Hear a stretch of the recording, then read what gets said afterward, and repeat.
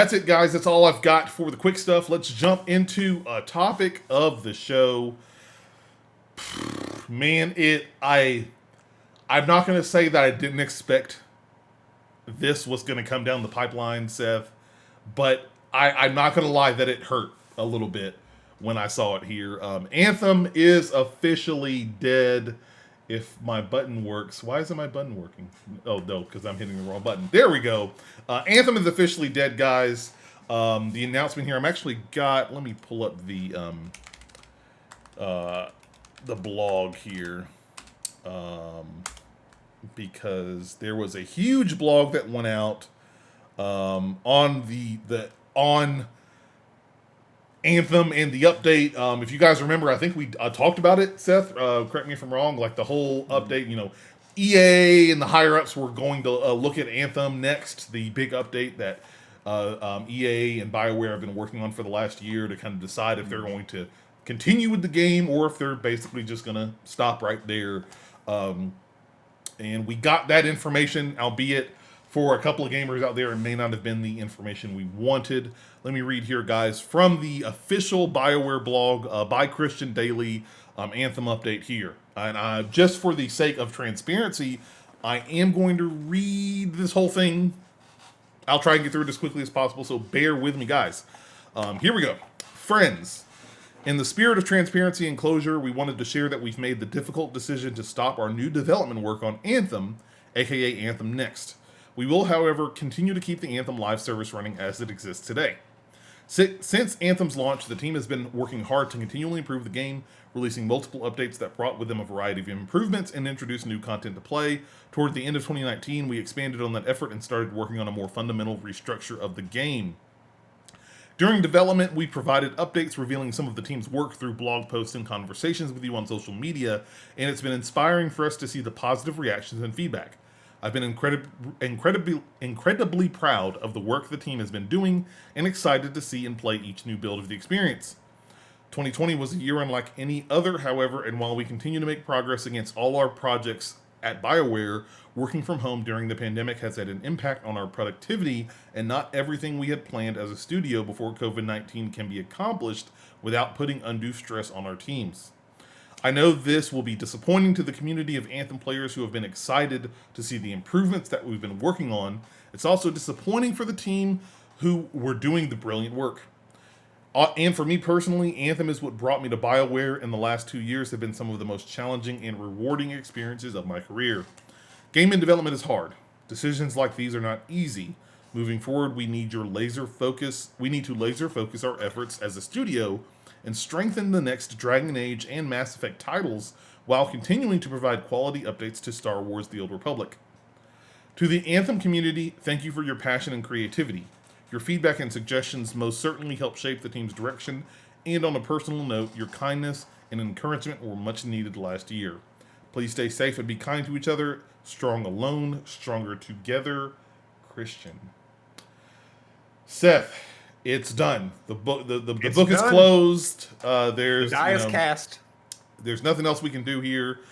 Some of the, for people who have listened to the show, they should, understand that I really enjoyed Anthem. I had a special place in my heart for Anthem. I was really excited at launch.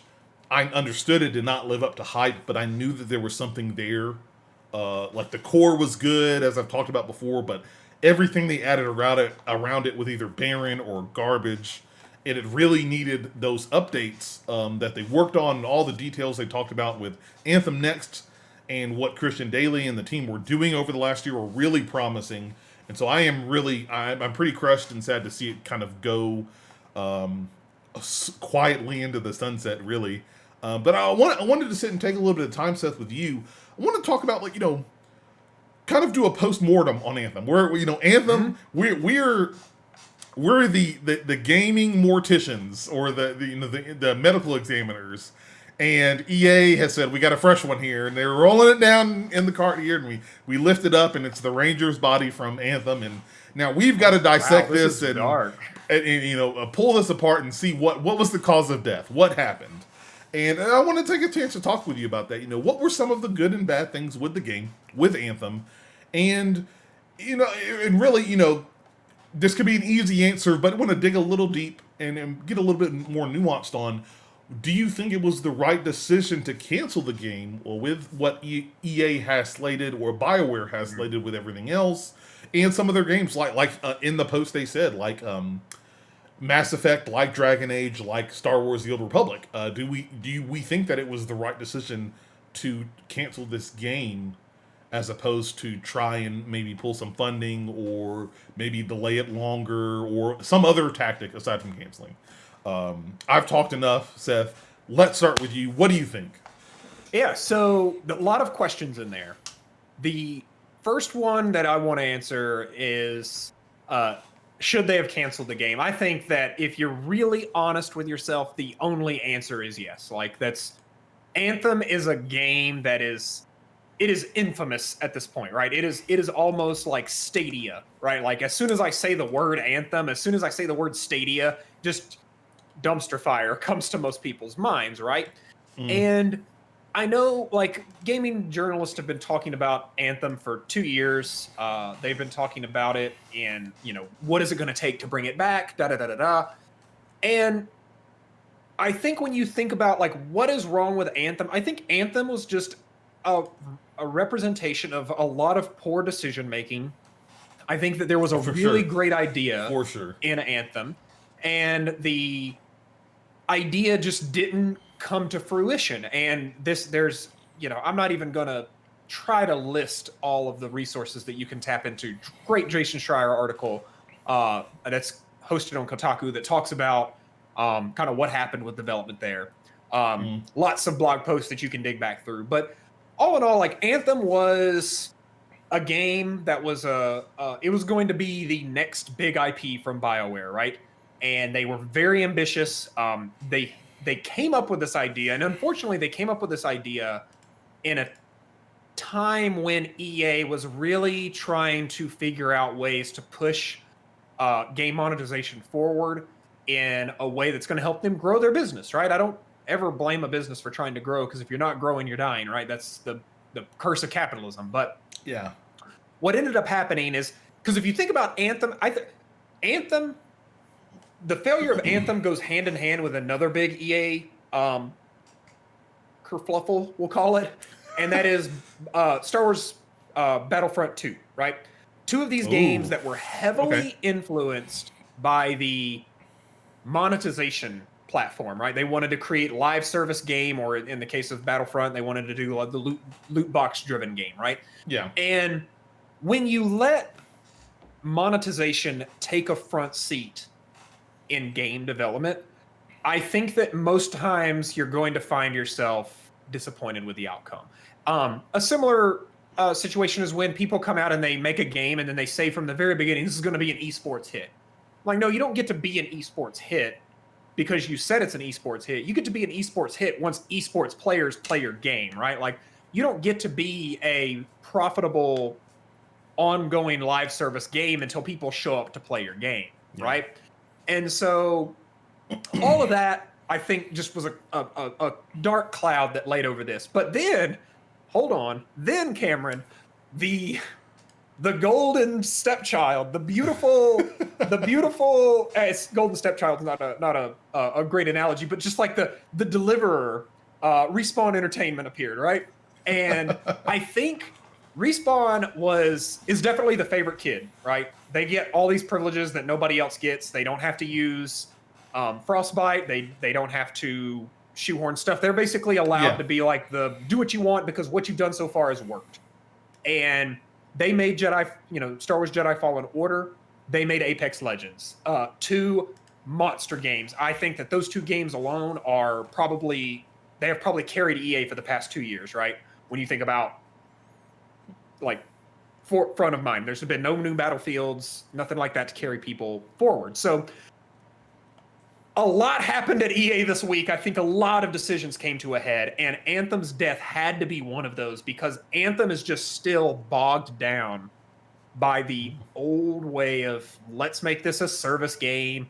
Let's make this, like, it's not a BioWare game. It's really not, Cameron. And, like, I know you played Anthem and you're a big fan of Anthem, but would you say that is, like, what BioWare does really well? Well, no, No, it's not. But that was the point. And I don't know, like playing devil's advocate was the point was they wanted to try something different. You know, Christian Daly in the blog post talked about wanting to try something different because I think we all understand that, you know, you do the same thing over and over again. It gets boring. It gets kind of stale. And sometimes the grass is greener on the other side. But it was, it unfortunately, I really think is, you know, while it's very good, I think, to try something new, to experience new things that, you know, boy, I got to be careful. I don't want to, there's a conversation we can walk down, plenty of conversations we can go down, but trying different things and trying new things that to kind of expand your horizons and whatnot. And while I think that is awesome, I also think that you have to really be prepared to handle that, especially when you look at trying new stuff in game development. It was very clear, especially at launch of Anthem, and especially after Jason Schreier released that huge expose on Anthem on Kotaku, that BioWare was not prepared, or they just didn't care as much, or, you know, weren't giving it the time. And, you know, we've talked before, you know, a part of it was that whole upper management just being like, you know, whatever. It's not Mass Effect, it's not Dragon Age, but it could be. That was the big thing for me. Like, it could have been if they had given it the time it needed and not wasted so many years of pre-development, and like understood what they were trying to do instead of waiting until the fucking EA or E3 reveal a year or two before the game launched, before deciding, oh, this is what we're going to make the game be. And then also, you know, again, you know, we talked about it before, or at least I've talked about it before. We could say, you know, everybody could jump on the bandwagon and say, you know, it's EA's fault because they pushed them to get this out the door. Yes, they pushed them to get it out the door, but also BioWare had like 6 to 8 years to work on this game. And when EA's, you know, basically imagine, you know, you're a boss and you're coming in, you told your worker, hey, I need you to get this, I need you to write up this report, I need it done by tomorrow. And then you check in half the day and they've got like 2 lines at the top and you're like, what the hell's going on? I need this by tomorrow. What's going on? You're going to slow a lot of stuff down. And you know, so I don't necessarily give EA, the heads of EA, a crap about that. But like, clearly from that expose, BioWare's entire leadership just wasn't giving the game a chance, and I think it sucks. It sucks a lot for the developers who put their blood, sweat, and tears in making the game from start, from pre-production to launch to post-launch, to trying to build up Anthem next.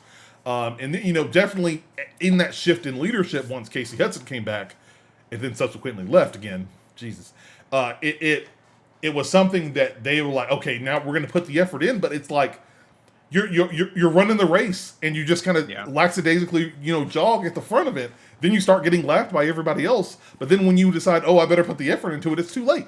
People have already crossed the finish line. The game's over. Yeah. Like, you're done. And it's Destiny came out. Sorry, go ahead. Oh no, you go ahead. Yeah, I agree with you. I want game developers to always have the freedom to experiment with new things. I think that a common thing that I saw a lot of people in the discussion before Anthem's cancellation, they were like, you know, it's really, like, there's tons of games that come back. Final Fantasy 14, No Man's Sky. There's one other high profile. You know, they give these examples of these like redemption stories, right? Mm-hmm. And I think that when you look at those kinds of redemptions, for the example of No Man's Sky, it was do or die. Like, Hello Games would never have been able to release another game again and under that name, and people would, like, if they had not done what they did to fix it, right? Final Fantasy was a little bit different story. That's a high-profile brand, but that's an example of a very Japanese company that, you know, Square Enix was like, we cannot allow any of these numbered Final Fantasies to be bad, so we really need to do our due diligence and fix this, right? Yes, EA could have done that. It would have cost them a lot of money. Shareholders would not have been happy, and they might have gotten some people back. But the difference is that nobody was going to show up to Anthem to pay $15 a month, right? Like, Final Fantasy is an MMO, so like there is a lot of money to be made if you can get it right. Anthem, there was no money to be made. Most people who own that game bought it for $4, like when they were clearancing it out because they couldn't get it. And everyone that bought it at launch, I'm sorry, like that was, again, don't pre-order games. Like, don't pre-order games. And I think that the idea of trying to make whatever Anthem 2 was going to be, you know, this Anthem Next, whatever you want to call it, what do? Do you spend, you know, millions of dollars, 3 years of development to release a free update that fixes the game and makes people play it again? Well, then you just lost a bunch of money. Oh, do you make it, you know, Anthem 2 and ask for $60 again? No, no one's going to spend that. Yes, because EA is just on a shoestring budget and needs all the money they can. Like listen, if you want constant like shitting on EA, go over to like our gaming. That's like, yes, EA bad, video games, whatever. But I like to think about, when I think about BioWare, right? Like BioWare at this point, BioWare is basically structured, I think needs to be structured kind of like Rockstar. What is Rockstar Games? They make Grand Theft Auto, they make Red Dead Redemption. That is it. They make those 2 games. And when they make them really good, right? And the community gets exactly what they want. That's what BioWare needs to be. They don't need to be a studio that experiments and does crazy stuff. They can for like fun, but what they need to, when I say they need to be like any experimenting they need to do is to make the 2 things they do really well better. So, and the whole other side of this story, Cameron, is kind of the other news story. We didn't really talk about it here, but the discussion around the fact that EA's kind of granted them permission to make Dragon Age a single-player game, right? The plan was to make Dragon Age a live service game similar to Anthem, but obviously, if you're going to cancel Anthem because it failed as a live service game, you don't want to do that. You know, you don't want to set Dragon Age up for the same failure. So those 2 things, like at this point, I think what BioWare's good at, Cameron, and I think you'd agree, is they make really good single-player RPG stories. That's what they're known for, right? And I think their 2 best examples are Dragon Age and Mass Effect. So what I want to see from them now is, okay, the last Mass Effect that mattered came out almost 10 years ago, maybe 8 to 10 years ago. Like, how can you take what you did back then and bring that to a new generation? We know they're making a sequel to Mass Effect, right? Like a Mass Effect 4, Afterlife, whatever. So don't just make another Mass Effect game. Get creative. What do you want to do with this Mass Effect game? What kind of story do you want to tell? And I think if they start with that, if they start by trying to focus on telling a good story, then that's going to set them up for success and making another memorable entry into those franchises. I think where Anthem's real issue, like if you really boil down, like if you just peel off all the monetization, all the decisions from EA, what was there just wasn't compelling. Like I can't tell you who the villains were in Anthem. I can't tell you even what the main conflict was. I can tell you that there was this section I had to go loot all these vaults, you know, and like the things that stuck out about that game were not the things that BioWare's known for, and that's making really great stories. And again, that's, as I talked about before, part of that reason is because they didn't care. They didn't like, upper management did not care, you know, the whole story, like giving it to the B team, letting the B team work on it while we're going to work on Dragon Age and Mass Effect Andromeda, and, you know, and we saw how that went. And to piggyback on some of your stuff you talked about, Seth, and then we'll wrap up and move to the next topic here, is that, number one, it would be cool if everyone could be like Rockstar, but unfortunately, like, Rockstar has the luxury of making 2 to 3 games within a 5 to 7 year span, and that's all they make. But when they release the game, they make, no joke, billions of dollars. Billions. So okay, why is BioWare, like, maybe Rockstar was a bad example because of how much money they make, but BioWare's the same way. You're not going to get a new Mass Effect in the next year. It's going to be 2-3 years out. Dragon Age 2-3 years out. Like the other thing too is that with EA, it's the big thing, I think, and probably the main reason that EA ended up canceling Anthem and Anthem Next and all the updates and stuff, honestly, from a business and corporate standpoint, is because of Dragon Age and Mass Effect. Right now, Got Dragon to. Age, and Mass Effect are their proven properties. They already have a large established fan base of people who love Dragon Age and people who love Mass Effect. And they know, including Anthem, from some of the missteps they've made with Anthem and with Mass Effect Andromeda that fans didn't like. And, there's one or two other ones I cannot remember right now. BioWare, in and of itself, is somewhat behind the eight ball.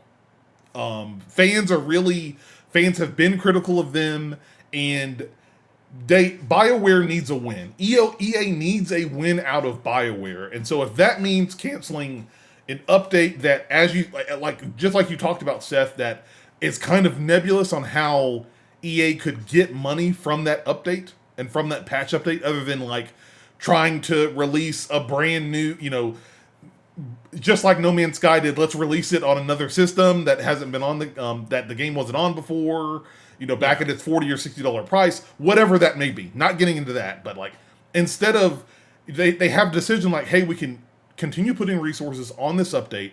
That community is going to love it. It's a strong community. It's not as big as Mass Effect and Dragon Age. We can put money into that. We're not sure how we're going to make money from it.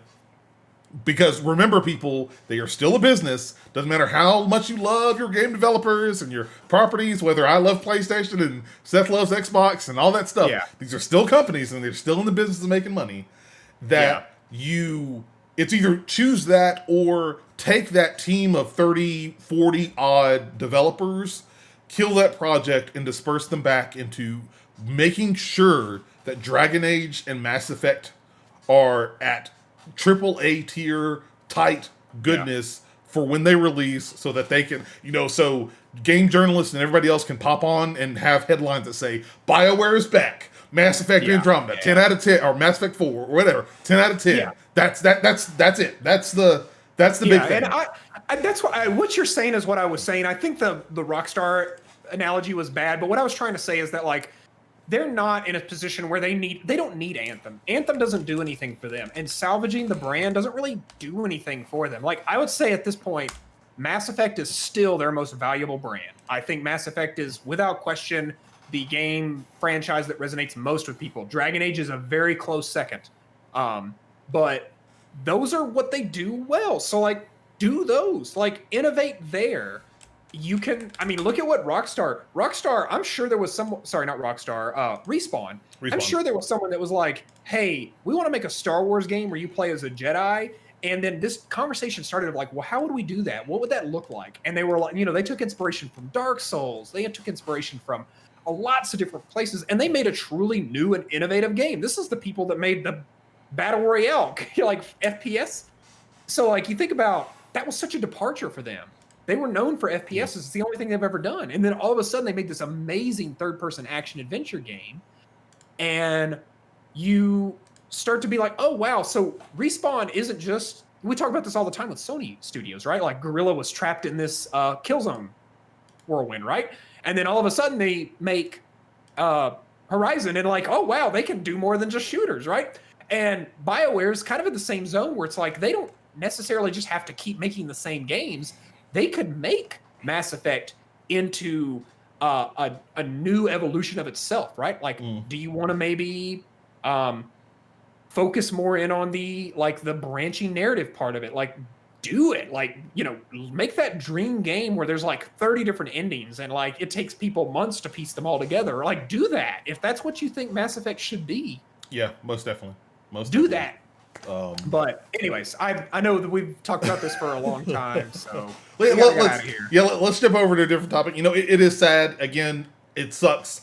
I understand the business side of it as a fan of a fan of its potential and what that game kind of got bogged down under all the bog and all the crap. What it was on the interior, I was a huge fan of, and it really does suck. It really does hurt to see that project kind of sunsetted, but I understand it. I know, I may not be the biggest Dragon Age fan, but I like Mass Effect, and I know that's what, if you took a poll, if I put a poll on Twitter right now, which game would you want more, Mass Effect, Dragon Age, or Anthem, guess what number 3 is going to be? And, there's nothing that, you can't argue with what the people want, so. But before we wrap up, guys, of course, let's just give a nice moment of silence for Anthem, as we'll never hear or probably talk about it again unless it's anecdotally. So, everyone bow your heads. Done.